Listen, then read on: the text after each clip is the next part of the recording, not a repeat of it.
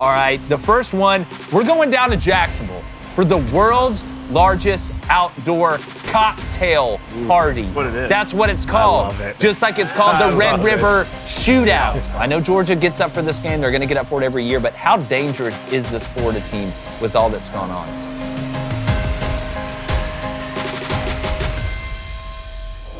What's up, everybody? Welcome to Crain and Company. We are so close to 200,000 subs. Make sure you hit that subscribe button. We're so close. Got to keep our composure, though. No panic. We got to keep our composure.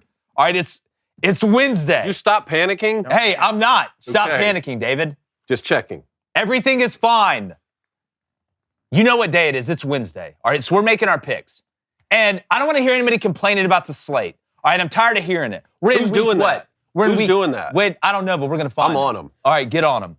It's your favorite. Anyways, we got a really good slate this weekend, and we got to bring in a great guest picker. You've seen him before. See ball, get ball. Was a hell of a player at Georgia, hell of a player in the NFL, and just an all-around good-ass dude. Our buddy, David Pollack. DP, what's up, man? What's up, buddy? Bro, 200,000. That's amazing, dude. That's awesome. Congratulations. Well, we're going to get there after this. We're on No, it. we're literally, Yeah, this is going to the be the video. one. This is going to be, I to be honest with you, it's, again, without you, there is no us. We love everybody out there. It's surprising. My wife can't believe people want to listen to us talk for this long. It's crazy to me. Wow. But, That's not nice. well, I mean, David, rude. you have a wife.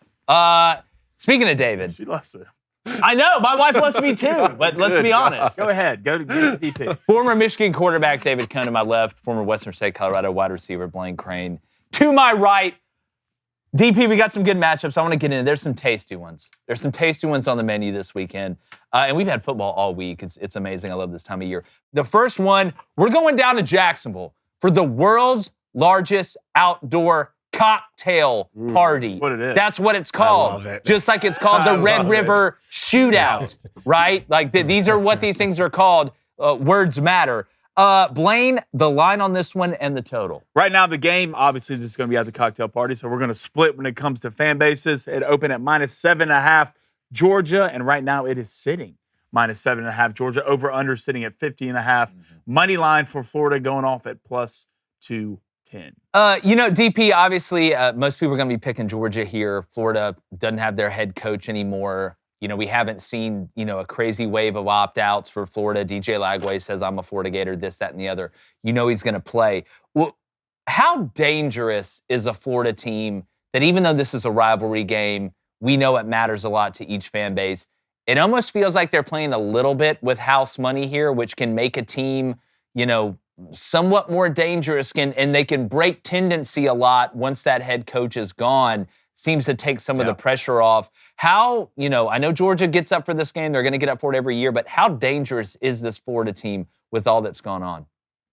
I think they're so dangerous. And what you said break tendency. Well, here's the thing. They ain't got no tendencies. They got new coaches, right? So now the bye week for Georgia, it was a pivotal moment because now you go and you start finding these guys, where did they coach last? When they were calling plays, what kind of plays were they calling?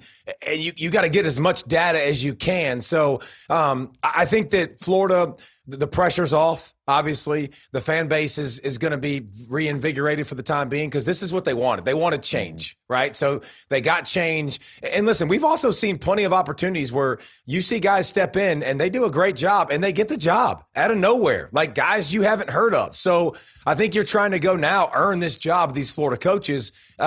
Here's what I want to see. I think Georgia's going to win the game. Georgia's the better team. Can Georgia's offense continue to play at a high level? Because that Gunnar Stockton I saw against Ole Miss, I could show you 3 or 4 clips on there on tape that I went, what? Yeah. Like arm angle changes, feet not set, not as much eyes down as soon as the pressure comes and I take off, like eyes came back up. It's a like some basic things that I think really serves them well. But here's all I'm looking for, guys. I think Lagway and company offensively, they can create explosiveness down the field. What did Georgia do during the bye?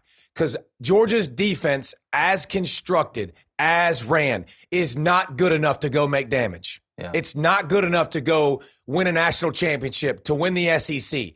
They've got to improve. They've got to find a little bit more of an identity of who they are, what they are, ways to create pass rush, more diversity, more simulated pressures. And I know that's nerdy talk, but like they've got to change a little bit from the system that they've lived in. And I'm interested to watch that this week against an offense that they can put up some points. And don't forget about Dallas Wilson. Yeah. Like we saw him.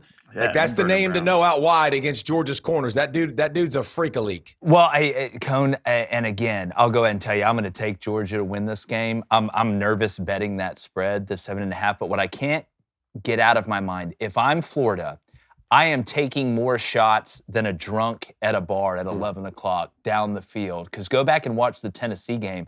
There was 3 or 4 times where Joey Aguilar just said, hey, my guy versus your guy, we're going to play jackpot. I'm going to throw this down the field. And when you got guys like Vernell and you got guys like Dallas Wilson, who he's always open, even when he's covered because he's so big, why would you not if you're I may go play action and throw the 9 route the first play. Well, I thought it was odd after all the football games that Billy Napier lost at Florida, he got fired after a win. But then you look at the schedule, and he was fired before a bye week, before a rivalry game. And LSU just took a page out of that playbook, fired Brian Kelly before a bye week, before you play Alabama. And this is a season where UCLA was one of the worst teams in the Power Four. They fired their head coach. They win 3 in a row. UAB couldn't steal a victory. They fired Trent Dilfer. They beat a ranked Memphis team. There is something to the interim bump. And you combine that with the fact that Florida offense figured it out against one of the better defenses in Texas. Like, I know that they can go in and win this football game when you talk about a rivalry of this magnitude. But to me, there's just such a trust factor that's built up with me with Kirby Smart and the Georgia Bulldogs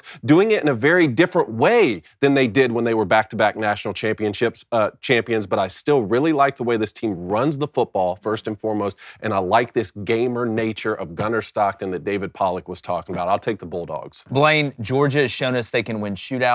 They can win rock fights. Yeah. They just find ways to win. I think this one's going to be a fist fight. Where do you land on it? Yeah, well, I'm leaning Georgia. Obviously, kind of the same thing what you said, David. Just a trust factor with Kirby Smart walking in this football game. But I will say this. Florida's talented. They have athletes on both sides of football. You go back and watch that Mississippi State game. I mean, obviously, you know what DJ Lagway can be. We can see that. Jaden Ball, I think, is one of the best backs in the country. I really don't think he gets talked about enough. And the way that Florida's going to have to set up those deep shots is by running the football, right? That's one of the things you do. I don't think you want to walk into Georgia and try to beat them in a shootout. I really don't think that's going to win for you. You need this to be low scoring, long possessions, 10 to 12 play drives if you're Florida, and try to find yourself in this game in the fourth quarter. And I do think having a new coach, a new guy calling plays, obviously can be somewhat of a new thing and a good thing, but can be a bad thing as well. So I think the one thing you can do to help out the offense is turn around and hand the ball. Well, you can't let Georgia. You can't. You know what's crazy? Hey, you know what's crazy about that, guys? For all the talk we talk about Georgia's defense, which listen, I just did. Like to be clear, their run defense is unbelievable. Pretty good. 14th in the country. Like last year, it was like, okay, take shots on them, stay balanced. Like you could run the football and stay. Like you're not going to line up and pound Georgia. Like that's where I can't pick Florida because I agree with you. I think Florida has to win with that recipe from what we've seen from them. But man, their Georgia run defense is one thing you've been able to hang your hat on. Like that has been one of the better units in the country. No, wait, and it's crazy. Like I would think Georgia would be better in the secondary because their corners are like cover corners. Like they're not coming up to lay the wood. Well, they can't rush the passer. Yeah, that's the difference, I think, in this Georgia team. Is as good as they are against the run, they're getting teams in 3rd and 6 and 3rd and 7, but you're giving the quarterback 3.5 seconds to get through all those progressions. And Trinidad Chambliss, what's crazy is that Trinidad Chambliss, a lot of it was first read. Watch the way that ball was getting out with Trinidad Chambliss. He kind of negated some of the pass rush. But when you have a mobile quarterback, and DJ's mobile in a different way than Trinidad, it does cause those problems. And I think that's been the difference in this Georgia team. So we're all going with Georgia here. You better kill Florida's hope early. Don't let him hang around in this one. That's what I would say, and I know most Georgia fans probably all agree with that. Let's stay in the SEC here. Let's go to a matchup that nobody thought would matter 3 to 4 years ago. But both these teams are still in the playoff hunt. Vanderbilt is going to Texas, to Austin. Blaine, what is the spread in that game in the total? Is it still 1.5? Yeah, this game opened at -2.5 Texas. Right now it's sitting -1.5 total. Over-under is 45.5. Money line going on for Vanderbilt at +105. I'll start with you. I'm going Vandy. You're going Vandy? Yeah, I mean, not crazy. I think we're in the business of now people need to figure out that Vandy's not figuring out ways to win. They're just better.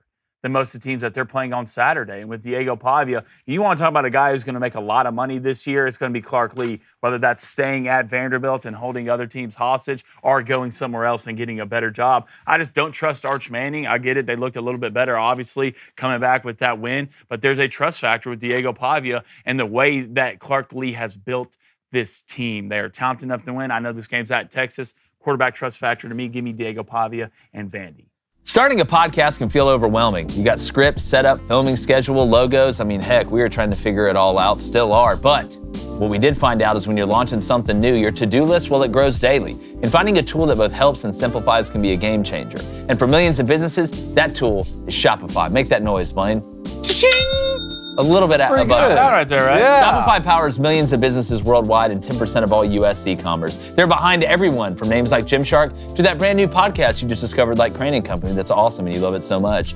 Starting out is simple. Just pick one of their hundreds of templates and customize it to match your style. No design skills needed. And creating content, well, that's where their AI really shines. But the best part is how easy marketing becomes. You reach your customers wherever they are, whether they're doom scrolling through social media, checking their email, etc. Behind the scenes, Shopify handles everything else: inventory, shipping, returns, all the details you don't want to worry about. So if you're ready to sell, you're ready for Shopify. So turn your big business idea into cha-ching, we rich. That's how it's done with Shopify on your side. Sign up for your $1 per month trial and start selling today at shopify.com/Crain. Go to shopify.com/CRAIN. That's shopify.com/Crain. We rich.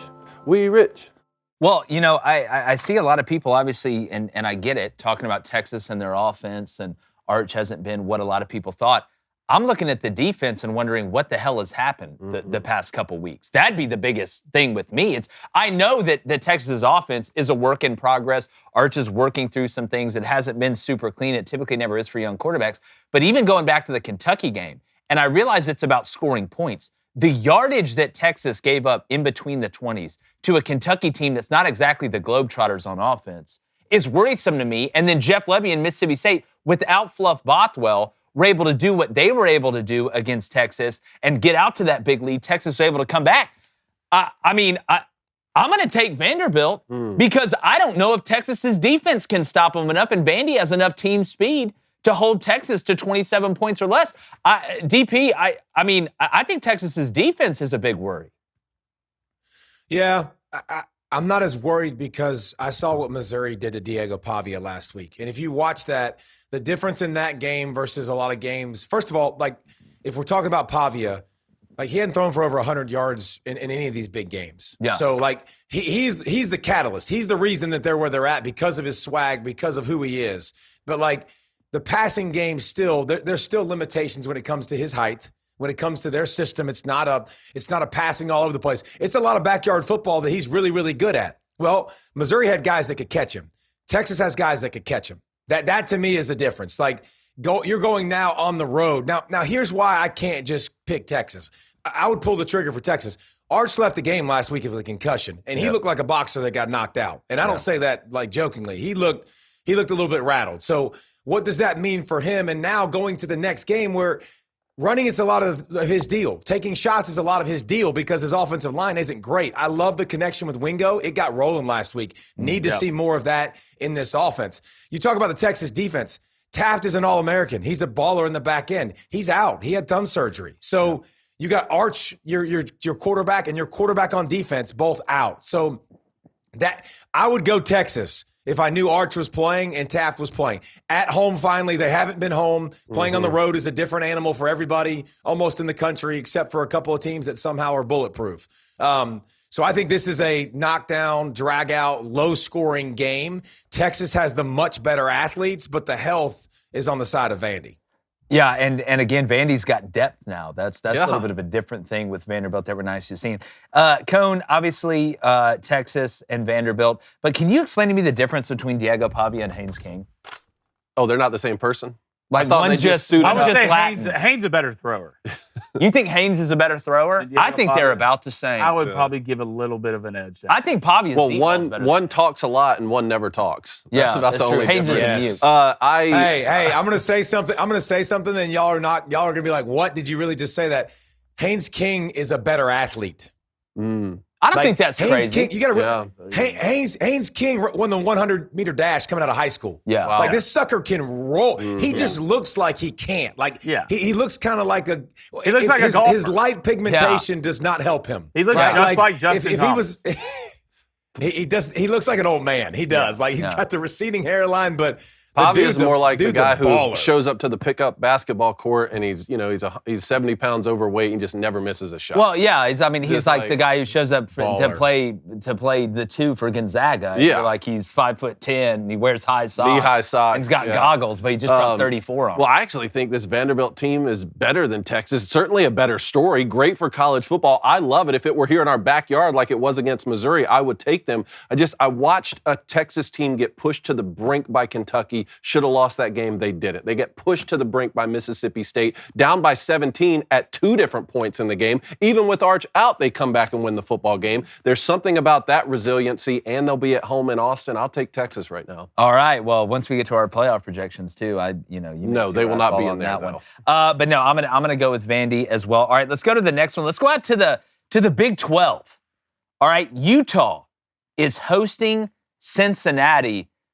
Blaine, what is the line on this one? And Cincinnati may be the most least talked about team. Yeah. 7-1, 5-0 in the Big 12. Right now, the line open at -7. This game is at Utah. Open at -7.5. Utah. It's sitting at -9.5. Utah over under 55. Money line for Cincinnati going off at +270. Which means with that line, I think Dan Pierre is going to play. I mean, DP, this Utah team, we kind of know who they are. You've had a couple of hiccups. Dan Pierre, he's available against Colorado. Ended up not playing because they were just beating him to death. He's going to play in this one.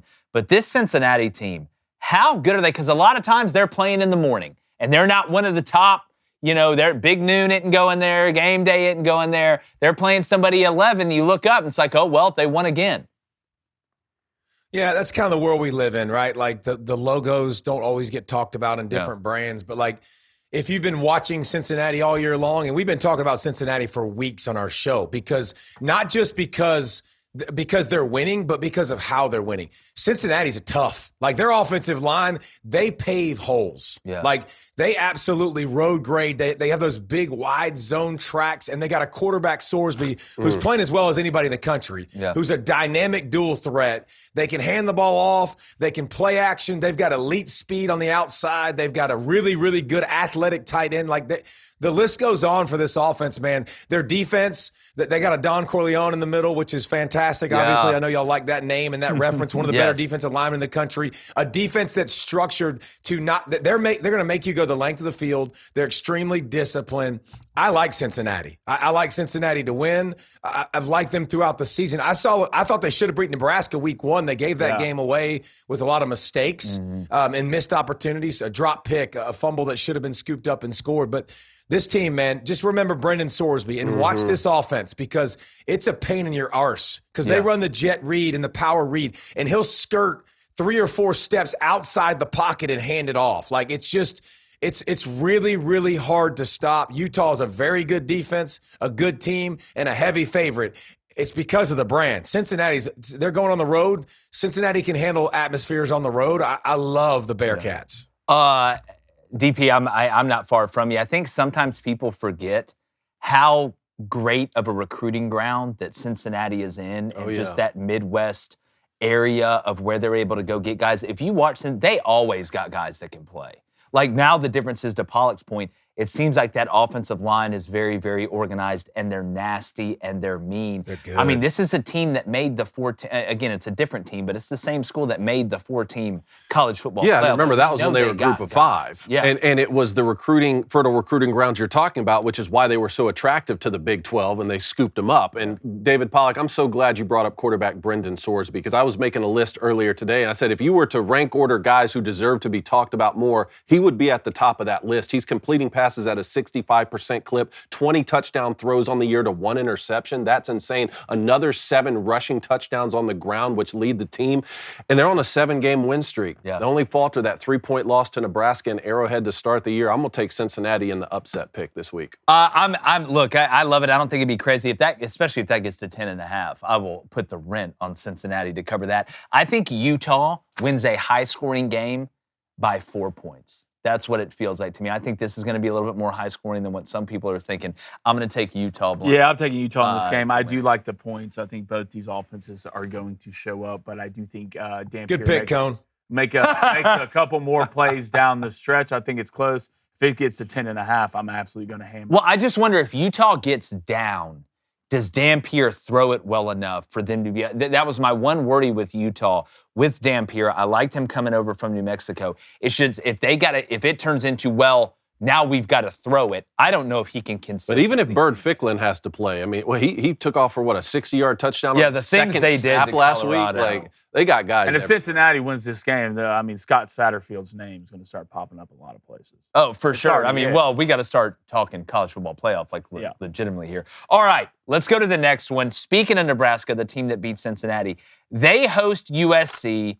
Matt Rule's name's been kind of thrown around, Penn State, this, that, or the other. They got boat raced by Minnesota. They're able to hang on and beat Northwestern. And what was a hell of a game last weekend. I don't know if a lot of people caught it. Blaine, what is the number on Nebraska and USC? Game open at 6.5. It is sitting minus 6.5 USC, over under 59.5. Money line for Nebraska going off at plus 200.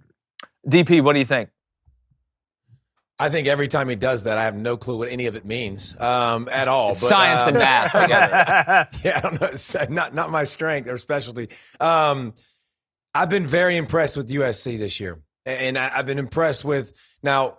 They've had some injuries on the offensive line. They had Flugate with Illinois, which cost them big time. But Maava at quarterback, man, like he's got some weird quirks to his game. Like he's never in a hurry. He's one of the most nonchalant guys you'll see. But like Lemon and Lane outside are going to beat people consistently. Like they win. They've had so many injuries at the running back spot, which has killed them. But like, if this team would have stayed healthy, I think we'd be having a different USC conversation coming across the country. Here's why I take USC. Have you watched Nebraska's offensive line? Yeah. It's not. It's not the strength of the team. Let's put it that way. I've seen some really good moments from Raiola that I'm like, okay, that's different. Like I've seen him move more and make more plays on the run.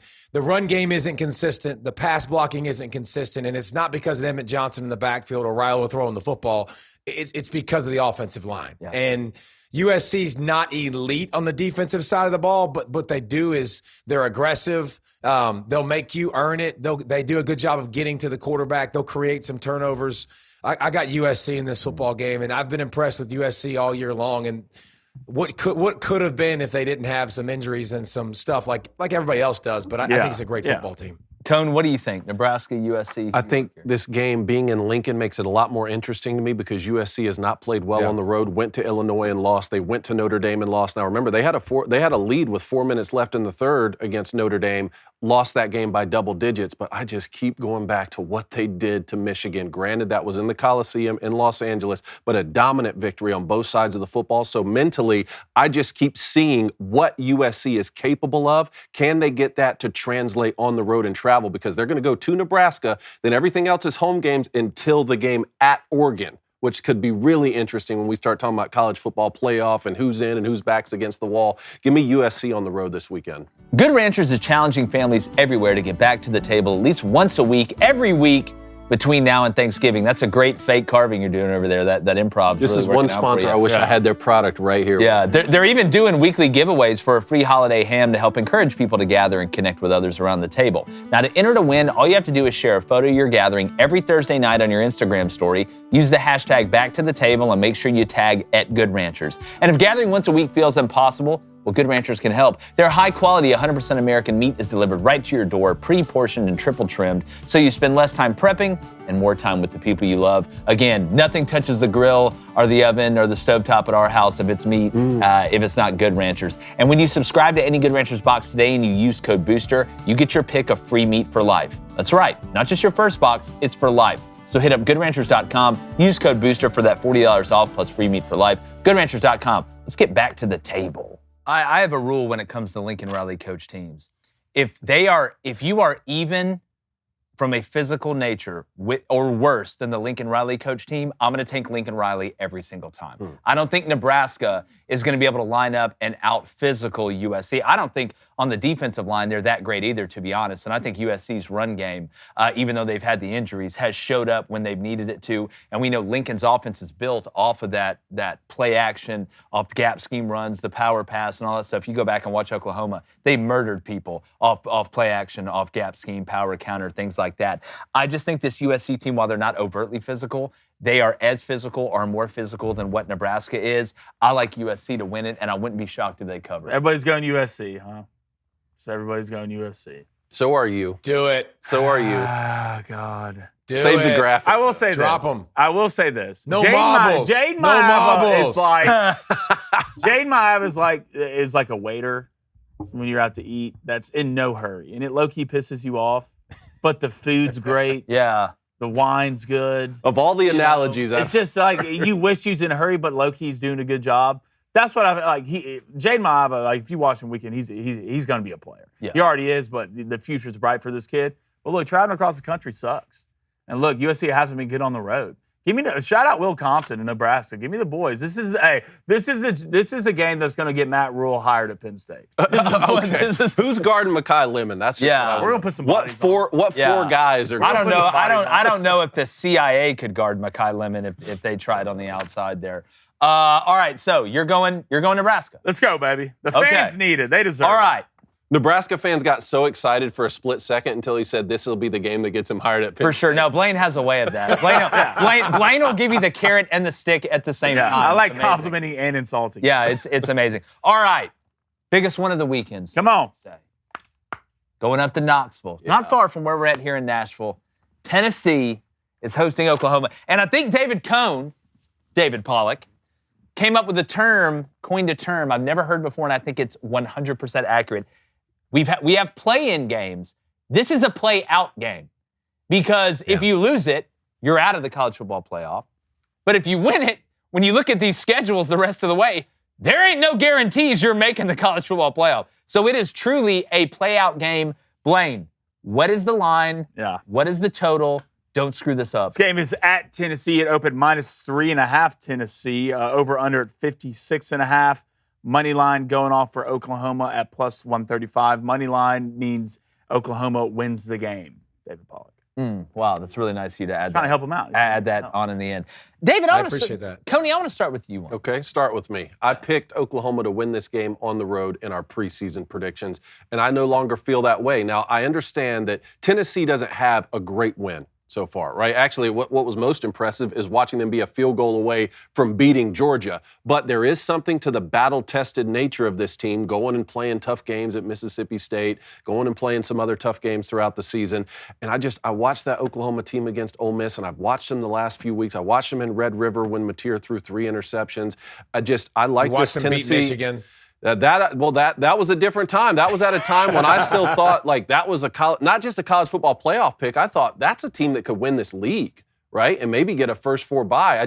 Things to me have changed since the surgery for John Mateer, and not that that's an excuse, because what I was saying to these guys, even in the Michigan game and in the Auburn game, both games that Oklahoma won, Mateer would put the ball in harm's way, but he'd always get away with it with some top 10 Sports Center play, right, that helps win the game. That was not the case in Red River. That was not the case against Ole Miss. And look, I think that Josh Heupel and Tennessee on offense can do some similar things and cause some similar problems that Lane Kiffin was able to do, particularly if they're able to utilize the tempo. And I don't know what the weather's going to be like. That was the only time in that game where things got a little weird. Is this going to favor Oklahoma with the rain? But I'm going to take Tennessee and Knoxville. That crowd's going to be jumping at night. Blaine, what do you think? Well, right now the weather looks pretty good. Cold, don't see any rain or anything like that. I'm going to go Tennessee in this football game because, one, of where it is. I mean, that's one of the toughest environments to go win a college football game. It's So at hard. 6:30, so it's going to be a night game. Everybody's I trust Josh Heupel's offense more right now than anything I trust on both sides of the ball when it comes to Oklahoma. I really do. I thought the Oklahoma defense, as good as they were, I don't think they played great against Ole Miss. I thought Lane Kiffin and them had a great plan. John Mateer hasn't looked the same, and I don't think it's the thumb injury, to be honest. I just don't think he's as good as a lot of people thought he was going to be. I really don't. He's making some of the same mistakes he did before he had a thumb surgery. So I trust Aguilar. I trust Josh Heupel at home. Give me the Volunteers. Close, but I think they pull it out.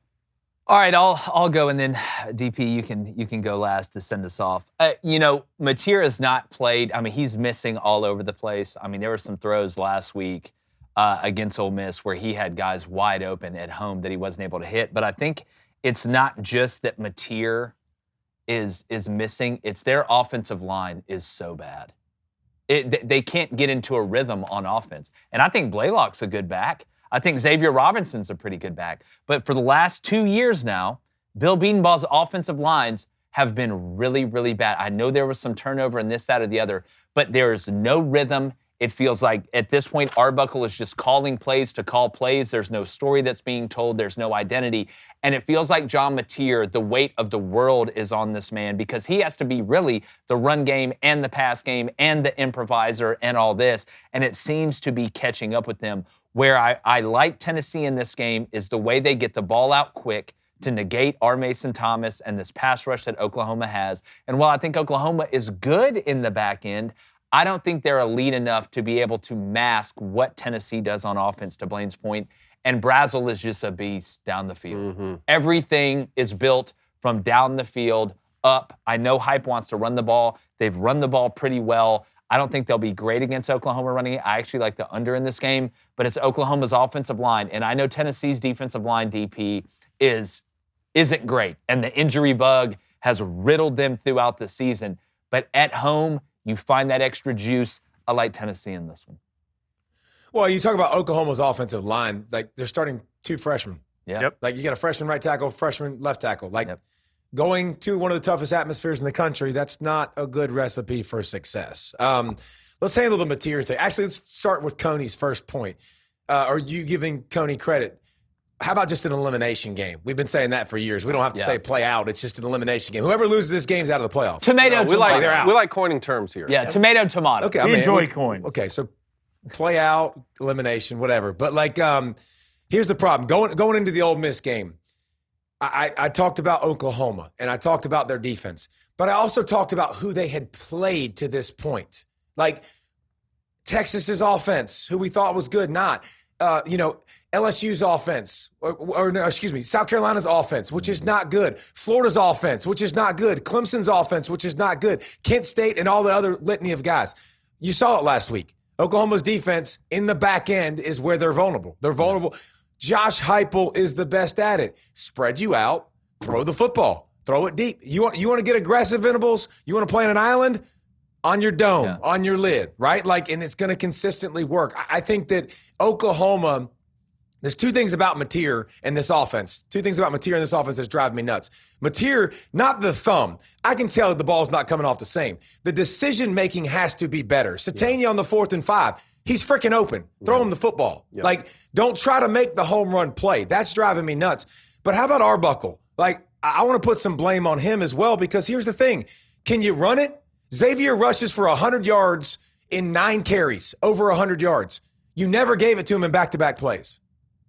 Like, give him the football. Like, run the football. Use Mateer in that. Like, take some pressure off of that line. If Oklahoma wants to be Mr. like spin the football all over the place at that environment, it's not going to go well. So hopefully Oklahoma understands that. They play better. But this matchup is not good for Oklahoma. Another passing attack. Aguilar is playing as well as anyone in the country. Like, that dude, last week he didn't miss a deep ball. I think he was 7 for 7 for 187. And he can sneaky move too, DP. Like, he's mobile. Like, he can run. He's not a freak, but he's got enough. He's got enough to go get a first down. And especially with their spacings. We're not talking about Heupel enough.